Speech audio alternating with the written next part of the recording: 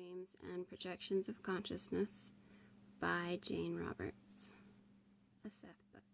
So continuing chapter 7, left off right here, Seth said, the genetic system is an inner biological universal language.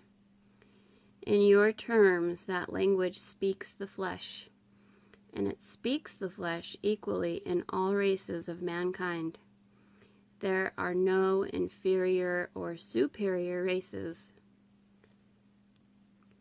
Now, dreams also provide you with another universal kind of language, one that unites all peoples to one extent or another, regardless of their physical circumstances or nationalities or alliances.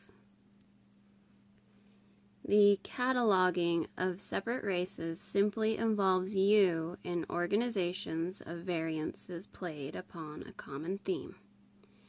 Variances that you have used for various purposes. Often those purposes led you to over-exaggerate the differences between groups and to minimize man's biological unity. The most important aspects of individuality are those subjective characteristics that, on the one hand, distinguish each person from the other, and that, on the other hand, are each like sparkling psychological mosaics, giving separate, exquisite individual versions of that larger pattern from which mankind emerges.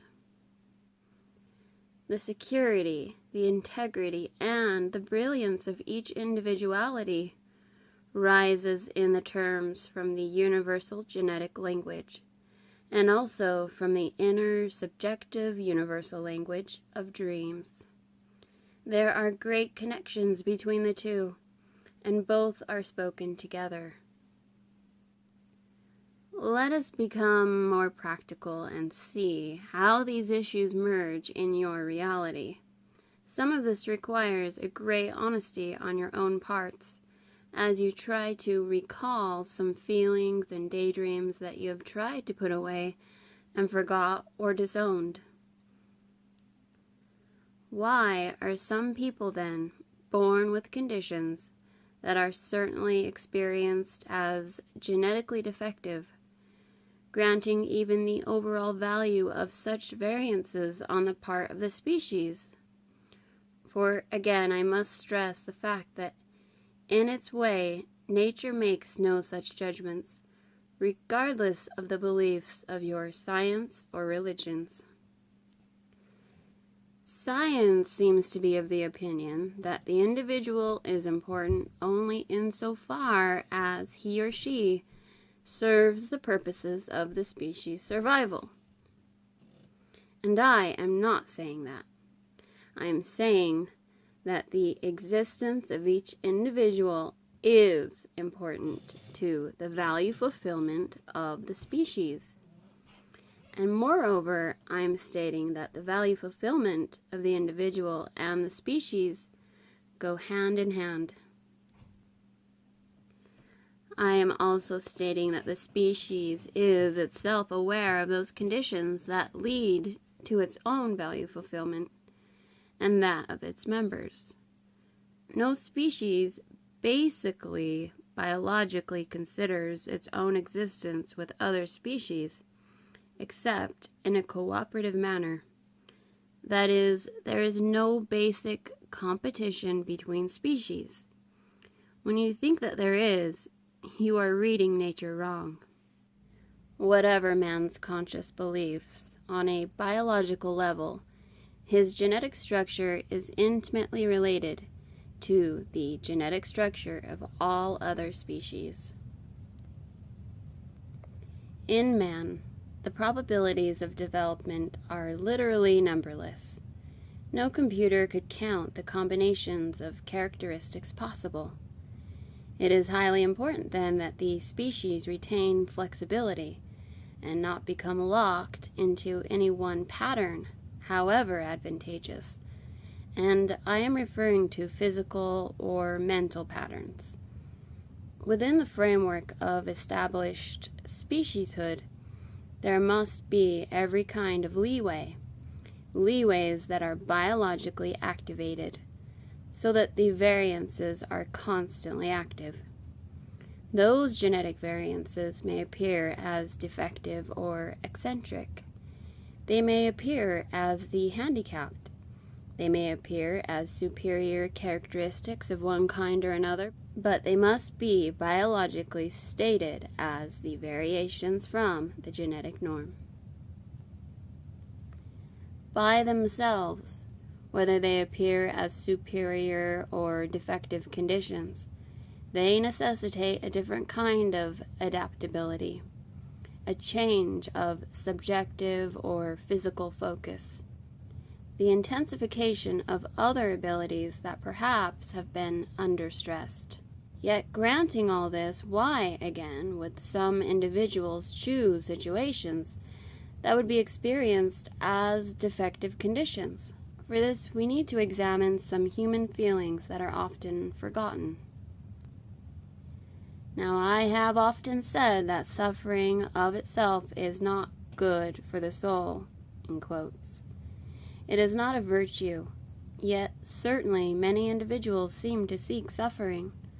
Suffering cannot be dismissed for human experience as a freak matter of distorted emotions or beliefs. Suffering is a human condition that is sought for various reasons. There are gradations of suffering, of course, and each person will have his or her definitions of what suffering is. Many people do indeed equate a certain kind of suffering with excitement. Sportsmen, race car drivers, mountain climbers, all seek suffering to one extent or another, and find the very intensity of certain kinds of pain pleasurable. You might say that they like to live dangerously. Some sects, S-E-C-T-S, some sects have believed that spiritual understanding came as the result of bodily agony, and their self-inflicted pain became their versions of pleasure. It is usually said that animals, and also man, avoid pain and seek pleasure, and so any courting of pain, except under certain conditions, is seen as unnatural behavior. It is not unnatural. It is an eccentric behavior pattern. Many children daydream not only of being kings or queens or given great honors, they also daydream about being tragic figures. They daydream of cruel deaths. They glory in stories of wicked stepmothers. They imagine, in fact, every situation that they can involving human experience. To an extent, adults do the same thing. They are drawn to cinema or television dramas that involve tragedies, sorrows, great dramatic struggles. This is because you are alive as the result of your great curiosity for human experience. You are alive because you want to participate in human drama. While I admit that many people will not agree with me, I know from experience that most individuals do not choose one, quote, happy life after another, always ensconced in a capable body, endowed by nature or heritage with all of the gifts most people seem to think they desire. Each person seeks value fulfillment, and that means that they choose various lives in such a fashion that all of their abilities and capacities can be best developed, and in such a way that their world is also enriched. Some people will choose defective bodies purposefully in order to focus more intensely in other areas. They want a different kind of focus.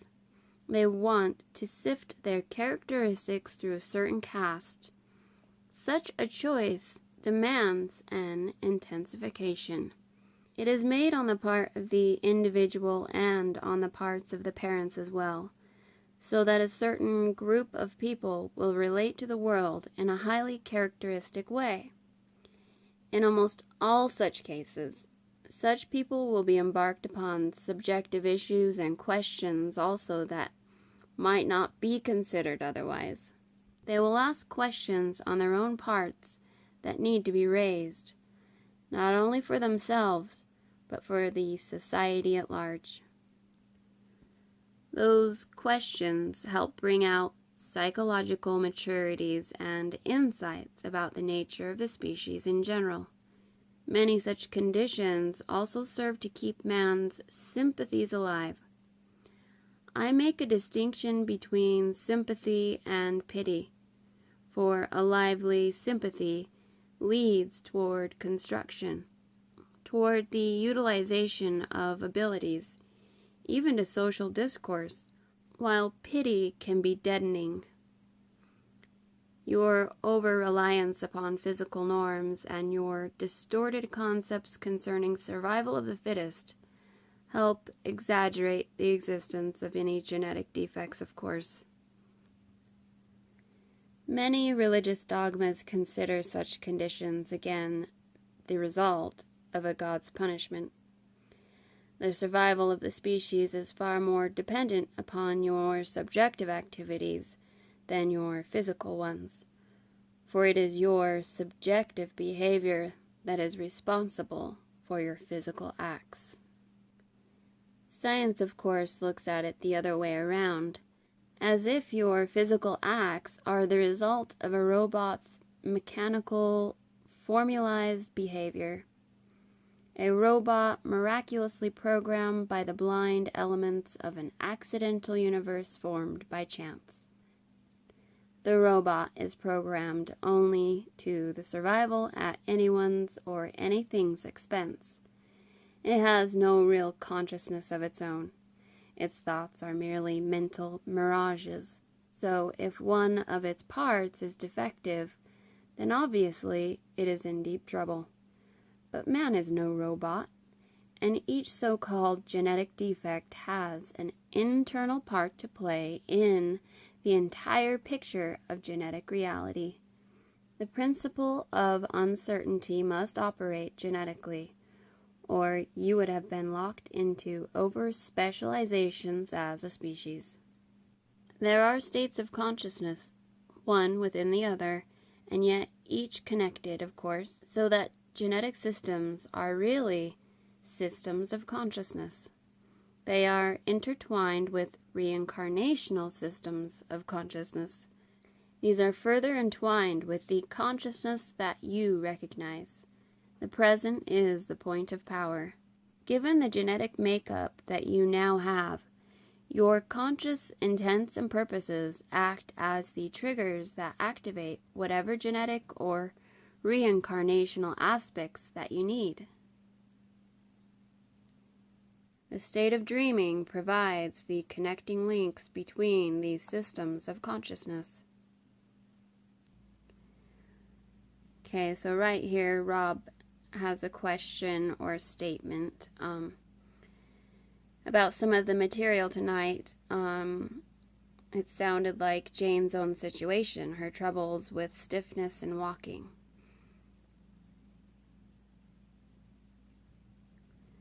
Seth states, to Rupert's case, there is no particular genetic connection.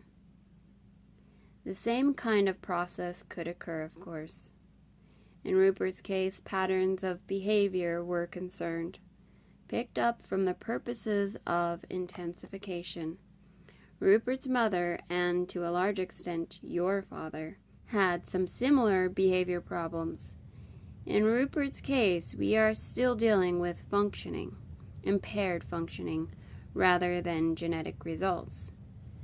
Tell Rupert the end does not justify the means in his particular situation, any more than in any other. The idea still is to love and protect and cherish and express the body that you have. This statement also applies to people who have genetic handicaps. that's the end of the session, but right here, Jane notes after coming out of trance, there was something there towards the last. I didn't quite get it through about the end justifying the means. He doesn't want people to apply that to genetic handicaps. Okay, so this is the end of the video, but I just want to add, in case you haven't read my little introduction to this book online. I think you can only see it through a PC, but I'm not sure. But anyways, this was Jane's last book before she died, and she struggled with stiffness, pain from arthritis, and lots of other things. But I really recommend that you buy the book. If you love the Seth stuff, this is a book you want to read, just if nothing else to understand what was going on with Jane. Seth tries to help her get through, and other people as well.